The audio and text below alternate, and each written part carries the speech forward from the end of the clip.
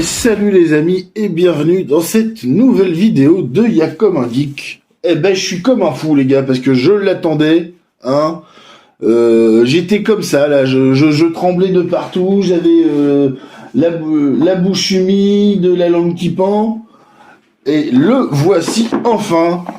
Bam non, Bane, l'énorme colosse de chez McFarlane Toys, hein. Alors on est sur un version qu'ils appellent Megafig, hein, donc une plus grande figurine qu'à l'accoutumée, hein. On se rapproche d'un format 1/6 avec une figurine de un peu plus de 25 cm, mais pas tout à fait 30 hein, quand même, hein.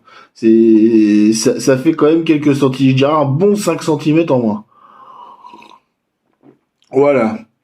Donc on est de bon matin et tout, hein, on est réveillé, on a l'œil vif. Donc c'est Bane quoi, c'est-à-dire le mec que il a quand même planté sa tub dans le cul à Batman. Ah non, bah non. Ça c'est le Joker. Ah, c'est le Joker, ah merde, bah comment dire, tu crois que quand le Joker il a mis dans Batman, elle était toujours aussi blanche que... Ah, quand même, on a le droit de douter, hein, parce que Bane, c'est quand même le mec qu'il a des trapèzes et des bras. Si tout est proportionnel à la taille, tu te dis, le mec, entre les jambes, il a une teub d'éléphant, quoi.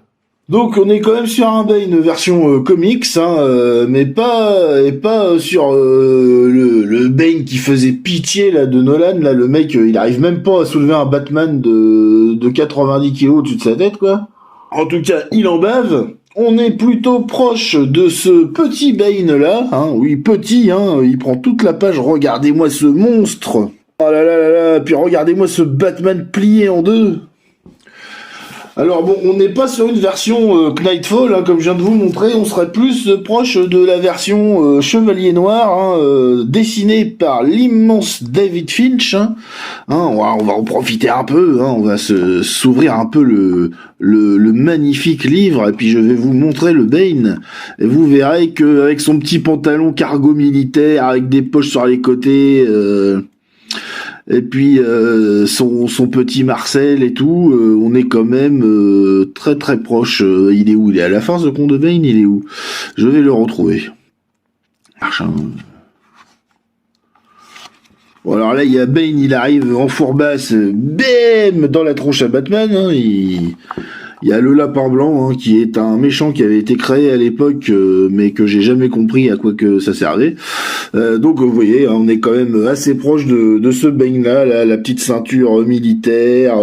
Bon, lui il a un gros collier aquin autour du cou, mais bon, à part ça, on est sur celui-là. Enfin, on est assez proche, quoi. Donc bon, un Bane qui fait très comique, c'est appréciable. Au niveau du masque, on est quand même proche du Knightfall, hein. Voilà. À savoir qu'il me semble pas que le Knightfall avait le pantalon militaire. Il me semble qu'il a un vêtement qui fait très catcheur. Puis il était aussi beaucoup moins massif, hein, à l'époque, hein. Contrairement à la couverture qui serait bien dessinée, voilà, par Kelly Jones, hein, c'est bien ce qui me semblait. J'avais reconnu le style parce que bon, je l'aimais pas sous mes yeux tous les jours, donc il était quand même un peu moins massif. Mais voilà, bon, il a pas les poches sur le pantalon, mais bon, c'est à peu près ça, hein. Voilà. Donc qui que c'est que quoi Bane? Donc comme d'habitude, hein, je vais vous faire le petit historique de Bane, hein, très rapide, hein. Donc Bane alias Antonio Diego, hein, c'est un nom qu'il va découvrir sur le tard, hein, puisque au départ, hein, on ne lui connaît que le nom de Bane, hein. Il se connaît pas d'autres ni de nom ni de prénom, hein. Donc c'est un enfant qui est né en captivité, hein, sur l'île de Santa Prisca, dans la prison de Penaduro, hein. Donc son seul destin, c'est de remplir la sentence de son père, un criminel condamné à perpétuité. Voilà. Donc Bane survit dans cet univers carcéral grâce à la méditation, la lecture, en se nourrissant aussi de rats qui lui permettent de subsister, ce qu'on lui apporte pas toujours à manger, parce que il faut savoir que Bane est en isolement dans ce qu'on appelle la cavidad obscuro.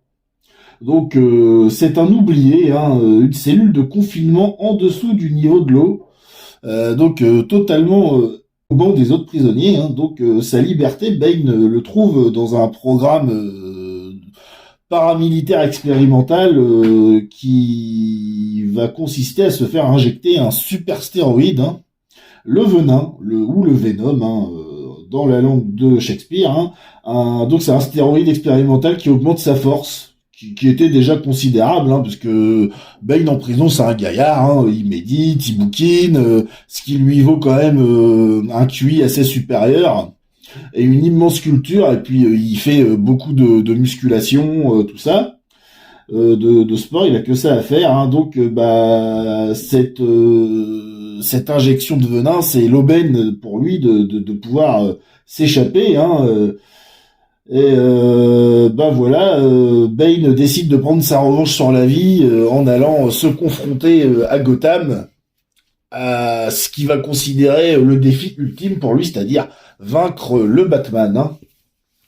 Donc Bane qui réussit à s'échapper de Penaduro en compagnie de 3 loyaux compagnons, le néandertalien Trog, le lanceur de couteaux au teint cireux Zombie et le dresseur de faucons Bird, arrive donc à Gotham. Donc en quelques temps, Bane réussit ce dont les autres criminels ne faisaient que rêver en triomphant du Batman. Ayant étudié la stratégie militaire, il savait qu'une confrontation directe serait vouée à l'échec. Aussi détruisit-il l'asile d'Arkham, permettant aux fous dangereux qui s'y trouvaient de s'évader et d'épuiser physiquement et mentalement le Chevalier Noir. Puis après, il attaque directement Batman au 36e dessous, mais un Batman qui en veut toujours, parce que comme vous le savez, Batman ne lâche rien. Donc ce combat va se passer directement au Manoir Wayne, parce que forcément, dû à son intelligence, Bane a deviné qui était Batman. Donc leur bataille se termine dans la Batcave, où résonne le bruit de la colonne vertébrale qui se brise contre l'énorme genou de Bane. Alors, à savoir que suite à ça, la domination de Bane sur Gotham va pas durer très longtemps, alors que Bruce Wayne est en fauteuil roulant et voyage à travers le monde avec Alfred en cherchant un moyen de surpasser son infirmité. Il va confier le costume à Jean-Paul Vallée, dit Azrael, de l'ordre de Saint-Dumas. Donc c'est le remplaçant de Batman, et puis Azrael va forcément après quelques temps, pour établir sa légitimité en tant que nouveau Batman, il faut vaincre Bane. Donc c'est ce qu'il va faire. Donc donc Bane va se faire vaincre par Azrael. Et puis quelques temps après, Bane va se débarrasser de sa dépendance au venin et retrouvera peu à peu un physique impressionnant par des moyens naturels, donc le bodybuilding, le sport, le culturisme, forcément il va forger ses muscles. Mais bon, maintenant on est quand même revenu sur un Bane qui reprend du venin à tire-larigot et qui est quand même assez accro. Donc on va dire que Bane c'est quand même un colosse de 2 mètres qui peut atteindre jusqu'à 159-170 kilos avec le venin.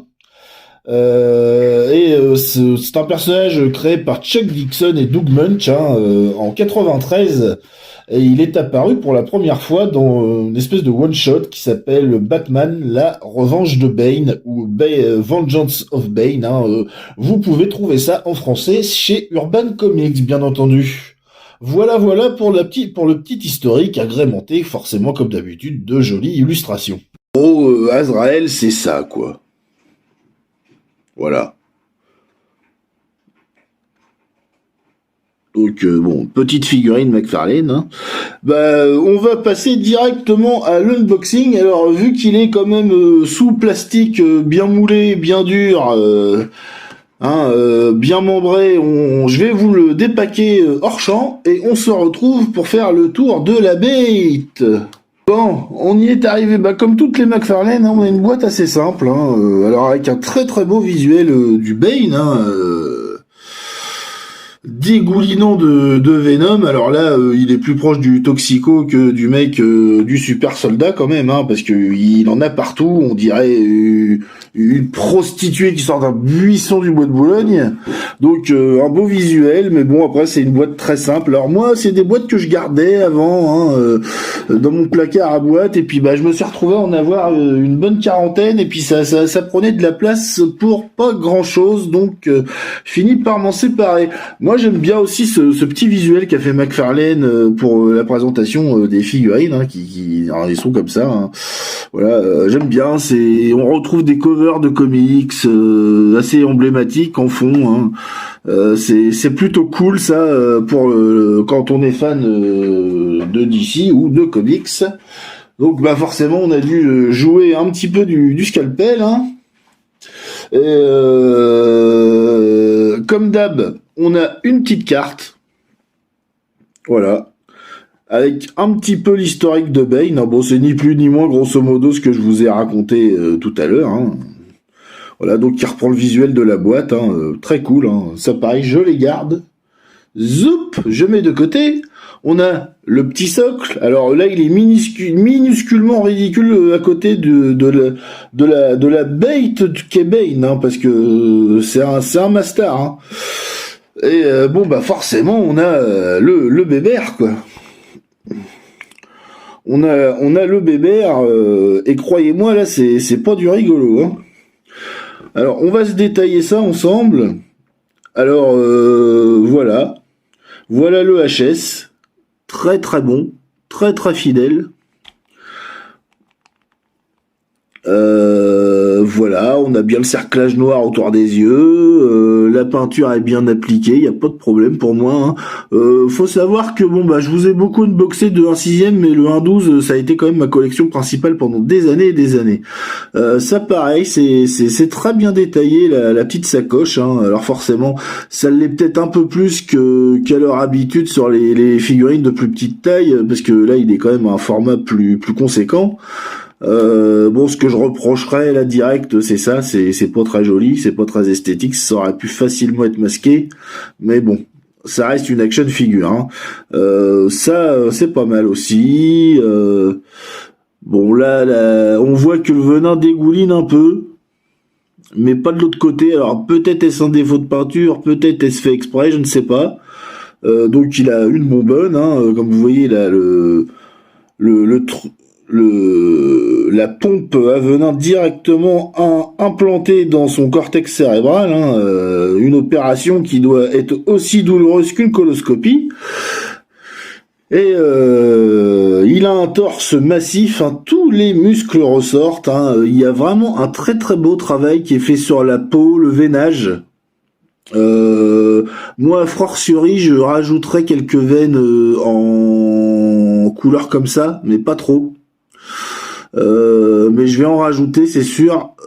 Ça manque peut-être d'une deuxième couleur pour trancher un peu sous le saillant des muscles, genre là sous les pecs, à l'intérieur ici, pour faire une transition avec un petit ombrage.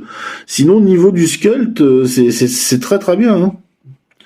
Regardez-moi ce biceps, quoi. On dirait ma teub, quoi. C'est énorme. L'avant-bras, c'est la taille d'un mollet, quoi. C'est un truc de ouf. Il a des paluches. C'est pharaonique, la taille des paluches. Alors, petit point noir, on n'a pas peint l'intérieur du gant. C'est-à-dire que là, dans le trou, là, il devrait y avoir la peau, quand même. Hein. Là, c'est la peau. C'est bon, comme d'habitude, McFarlane, il moule d'une pièce, c'est pas fait chier. Hop, noir. Mais là, normalement, ça doit être couleur chair. Hein. Sinon, hormis ça, il n'y a pas grand-chose à lui reprocher. Hein.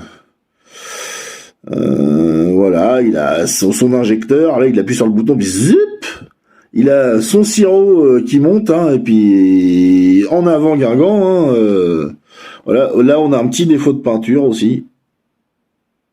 Voilà, le noir est à rattraper, avec un pinceau très très fin. Voilà, voilà. Bon, sinon, niveau carrure, je vais vous poser une figurine un peu plus classique à côté, vous verrez que c'est un monstre. Hein. Après, sur le falzar, ma foi, il n'y a rien à dire. Sur le pantalon, c'est très correct. Hein, voilà, on a même les lacets détaillés. C'est quand même assez rare qu'il soit aussi bien fait et joli sur un McFarlane. Là, c'est assez précis. L'articulation de genou est assez discrète. La bonne idée de l'avoir caché avec une petite pièce de tissu devant, c'est très très bien ça. Bon, après on a un peu les joints qui ressortent, hein, mais bon, je le rappelle, c'est une action figure. Hein. Il va être assez posable, hein, je pense, ce Bane. Hein. Pour moi, c'est de très très bonne facture. Hein. Alors, pour ce qui est des articulations, c'est parti, mon kiki. Qui peut faire le Bane? Alors, on peut tourner la tête droite, gauche comme ça, en bas. Ah bah non, c'est déjà levé. Alors, c'est déjà baissé, donc on peut lever légèrement. Vous voyez, elle a tellement un coup de taureau qu'à un moment, ça va bloquer. Pivot, c'est léger. C'est léger. Après, le bras. Alors, bah, comme ça, pas de problème. L'autre aussi. Alors oui, je vous fais les deux bras parce que des fois, ils sont particulés de la même façon. On a un 360 total, hein, même celui-ci, parce qu'il n'est pas rattaché à la bonbonne, hein, il est juste attaché au truc de venin, ce qui n'est pas logique. Normalement, il devrait y avoir un fil qui repart ici. Parce que là, il vient d'où le venin? On va dire ça comme ça. Donc hop là, ça tourne, on peut faire l'hélicoptère. Comme moi avec ma tub le matin, au réveil avant le pipi. Est-ce qu'on a un pivot? Oui, on a un pivot au niveau du... Alors là, pareil, hein. Exorciste, aïe-oh, aïe-oh, aïe-oh, sors de ce corps. Voilà. Donc un léger pivot au bas. Mais léger, hein, léger, faut pas forcer, hein. Là, faut pas forcer du tout.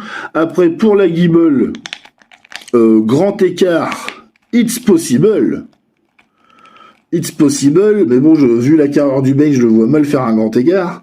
Mais par contre, pour donner un coup d'yep, ça va être très très pratique. Bien sûr, ça lève en avant, en arrière, pas trop. C'est léger. Pour le genou, alors le genou, bon, il me fait chier là le truc. Oh. Donc pour le genou, hop, double joint. Donc il peut faire du tape-cul. Alors je vois bien Bane sautiller comme ça, ouf, et puis jouer à ma marelle. Voilà. Donc articulation assez raide. Va pas falloir avoir peur d'y aller. Il n'y a pas de pivot à ce niveau-là. Après, on arrive sur l'articulation de cheville, donc haut, bas. Pas de pivot droite-gauche, hein. Ça va être haut, bas, point. Donc voilà, comme ça. Choup. Et bien sûr, la petite articulation que McFarlane met partout, le bout de pied. Alors ça, je comprends pas pourquoi il fait ça. Mais il fait ça quasi à toutes ses figurines. Donc on va pouvoir passer au posing, hein, où Bane va tout péter, hein, avec la galerie photo, hein, ça va casser du bat, et on se fait la conclusion.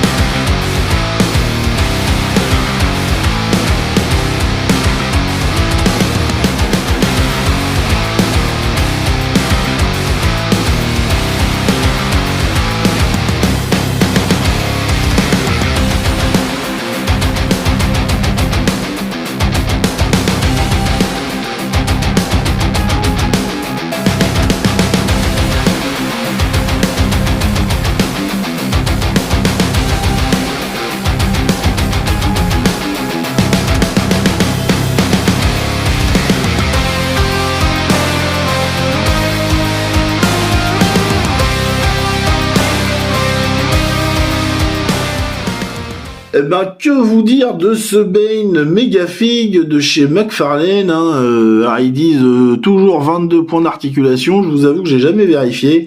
Alors je vous ai mis à côté, pour un petit comparo, le Batman Street Joker, hein, inspiré de Jason Fabok, hein, forcément, le super dessinateur, hein, qui fait des trucs de ouf. C'est un des dessinateurs modernes de Batman que j'apprécie le plus. Voilà, comme Jim Lee à son époque, hein, on va dire ça. À côté, je vous ai mis aussi la figurine Unmask de Batman, on va dire c'est le Batman classique, hein, cape noire, avec le logo bien reconnaissable, donc Unmask, hein, comme vous voyez, il a la petite sa cagoule qui pendouille et puis le visage démasqué, hein. Visage très inspiré du Bruce Wayne de Jim Lee d'ailleurs, hein, dans la série Batman Hush, hein, la mini-série.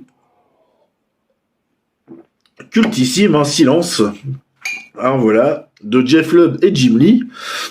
Donc vous voyez quand même la différence de taille. Bon, c'est un peu plus flagrant avec le DC Direct que le McFarlane, hein. Là, ils auraient peut-être dû le faire un peu plus grand pour que ça colle un peu plus. Parce que c'est quand même une montagne, hein, le Bane, hein. Faut pas se leurrer. Alors, est-ce qu'il y a de la critique à faire, en partant du principe que c'est une action figure, hein, je vais être dans un ressenti qui sera un petit peu moins axé sur la visibilité des articulations, parce que quand on collectionne ce genre de figurines, on sait très bien que de toute façon, des articulations visibles, il va y en avoir. Donc, je ne peux pas mettre ça en point négatif. En tout état de cause, puisque c'est tout à fait normal qu'il y en ait, hein. D'ailleurs, les gens qui collectionnent ce genre de choses le prennent en leur âme et conscience, hein. Tout comme moi, j'ai envie de vous dire. Donc, non, il est très bien. On a un beau sculpt de visage, hein. C'est plutôt bien détaillé. La peinture est bien appliquée partout. Au niveau, on pourrait lui reprocher peut-être qu'il n'est pas assez articulé à certains endroits. On aurait peut-être aimé que le bras puisse pivoter droite-gauche, des choses comme ça. Mais c'est vraiment pour chipoter, parce qu'on peut vraiment lui donner des poses assez emblématiques du personnage, hein, genre si vous voulez faire le coup de genou dans le dos, c'est carrément possible. C'est plutôt une super surprise, hein, et une réussite, surtout que en ce moment McFarlane nous avait habitué à un petit déclin en qualité, avec des plastiques moulés qui étaient pas de la bonne couleur, l'utilisation de certaines matières très très molles en plus, qui se prêtent pas du tout au repaint. Par exemple, là, je peux vous donner l'exemple justement du Azrael, hein, qui n'est pas du tout comme ça. Là, c'est un repaint que moi j'ai fait, hein. Donc peinture métallisée sur les parties armure. J'ai repeint la cape avec un bleu nuit de chez... Ça, c'est du Prince Auguste, ça, c'est du Citadel. Et j'ai repeint forcément, hein, vous voyez, regardez, là, la peinture a pas tenu au vernis, enfin, à force de frotter à l'articulation ici, enfin, sur la partie slibard, moule bit, on a une différence. Vous voyez, de base, il avait ce gris très clair. Et de toute façon, je vous mets un visuel de la figurine d'origine pour que vous aperceviez que même les griffes, elles étaient moulées dans un bleu. Mais alors, c'est une espèce de plastique tout mou. Même avec un vernis en sous-couche, ça a du mal à tenir, quoi. Ça n'accroche pas. Bon, j'ai réussi à m'en sortir. Parce que j'ai pris des peintures de qualité, et qu'elles accrochent quand même mieux que la plupart des peintures de sous-marque. Et du coup, ça fait le job, mais ça a été fastidieux, hein. Ça s'est pas fait dans la joie. Voilà, du coup, je suis assez content de ce Azrael. Maintenant, je l'étais beaucoup moins à la réception, parce que il était bleu ciel. Bon, alors après, ça faisait un bleu ciel qui faisait très Neil Adams des années 70. Hein. C'était peut-être fait exprès. Écoutez, moi, je trouve que c'est une très très belle figurine au 1/12e, hein, superposable, avec une stature incroyable, un charisme de fou. Le posing est vraiment adapté au personnage, on y retrouve les éléments emblématiques, hein, l'espèce de débardeur de catcheur, cette espèce de pantalon cargo militaire, les bottes qui rappellent aussi un peu le catch, forcément le masque emblématique, hein, voilà la bonbonne à venin, la pompe avec le bouton autour du bras, là forcément l'espèce de ceinture, tout est là, rien n'a été omis, rien n'a été oublié, donc c'est vraiment une réussite sur tous les points, hein, j'ai pas vraiment de critique à faire sur celui-là. Ça manquerait peut-être un petit peu d'une deuxième couleur de transition, histoire de refaire bien ressortir les muscles, mais ça va être, je vais être obligé de le faire moi pour le customiser un peu. Et puis forcément, bon bah, allez, le petit défaut, c'est bon bah, c'est bien, on a les doigts qui sont peints, mais pourquoi pas avoir peint la partie du gant où la peau est visible? Parce que là, quand même, merde, ça se voit, hein, les gars. Hein. Il y a même le veinage qui est fait sur la main, quoi. Il a des veines de partout. Il est extrêmement détaillé. Donc, pour moi, le point négatif, c'est ça. Donc, c'est un mini point négatif. C'est pas non plus la mort. Donc, du tout bon, c'est du tout bon. Vous l'achetez, vous serez pas déçu si vous êtes amateur de figurines au 1/12e. Ça, je peux vous le garantir, vous serez impressionné comme moi en recevant déjà de la taille de la boîte et puis de la taille du bébé, quoi. Parce que quand vous le sortez de la boîte, vous faites putain la vache, mais il est énorme, quoi. Regardez-moi ce bras, quoi.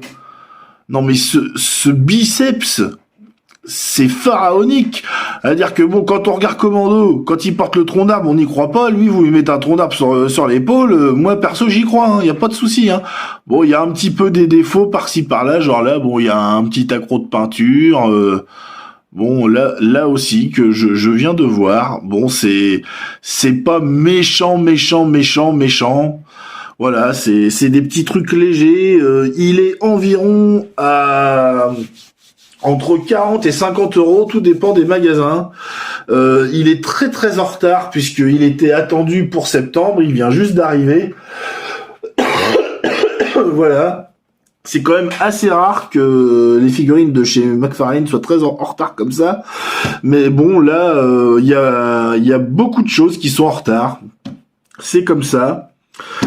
Donc bah voilà les amis, hein, je vais pas m'éterniser plus sur ce Bane qui est une réussite hein, pour moi. Voilà, et puis forcément je vous invite à lire la très bonne saga Knightfall hein, qui met en vedette Bane et puis la chute de Batman, puis sa remontée aussi, hein, voilà.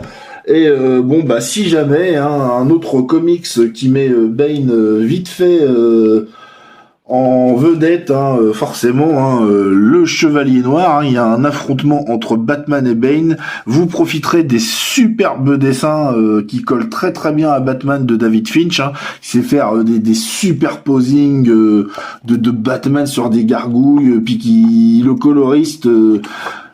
c'est aussi alors je sais plus c'est qui pour la couleur, c'est peut-être Alex Sinclair qui s'est posé une ambiance directe à la ville de Gotham hein, voilà, même sur les plans larges hein, est-ce que c'est Alex Sinclair?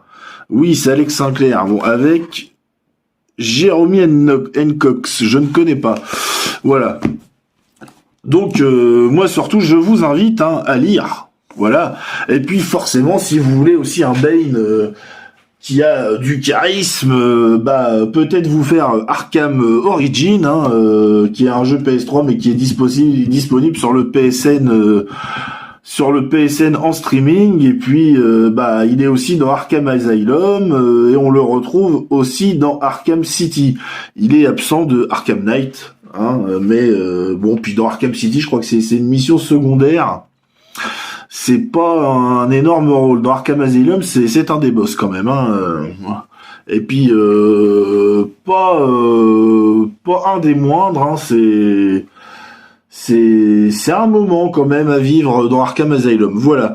Bah écoutez, c'est tout pour aujourd'hui pour moi. Hein. Je vous remercie hein, d'avoir suivi la vidéo. Comme d'habitude, hein, n'hésitez pas à vous abonner à la chaîne, hein, à mettre un commentaire et un like, hein, histoire de montrer votre soutien. Déjà, ça encourage et puis ça aide aussi la chaîne à se développer, à grandir, hein, pour le référencement, surtout les commentaires. Hein. N'hésitez pas à mettre un maximum de commentaires et à partager. Hein. Comme d'habitude, vous pouvez me retrouver sur les réseaux sociaux, hein, que ce soit Facebook, Insta, TikTok, et je crois que c'est tout. Voilà, je vous répondrai avec plaisir. Hein. Bah écoutez, moi je vous dis à la prochaine. Hein, là, les unboxings, ça va être un petit peu un format récurrent pour les semaines à venir. Hein. Il y a du très bon qui va tomber.